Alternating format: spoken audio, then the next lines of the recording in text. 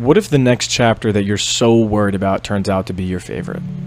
What if the thing you're approaching with hesitation ends up becoming part of your life you look back on and say, that changed everything for the better?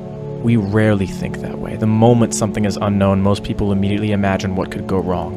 What if it fails? What if it hurts? What if I regret it? What if it isn't what I hoped it would be?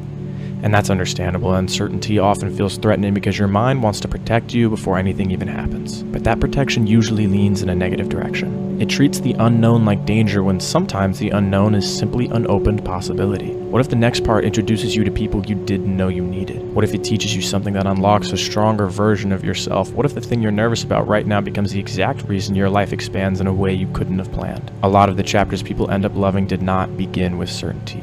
They began with nerves, with doubt, with questions. Because new things almost always feel unfamiliar before they feel meaningful. We forget that uncertainty doesn't always mean that something bad is coming. It just means you haven't lived it yet. And maybe that deserves a little bit more hope than you're giving it. Not blind optimism, but balance. If your mind is willing to imagine the worst case scenarios, it should also be willing to imagine that something beautiful might be waiting there too. That maybe the chapter you fear is not a setback. Maybe it's your favorite one waiting to introduce itself.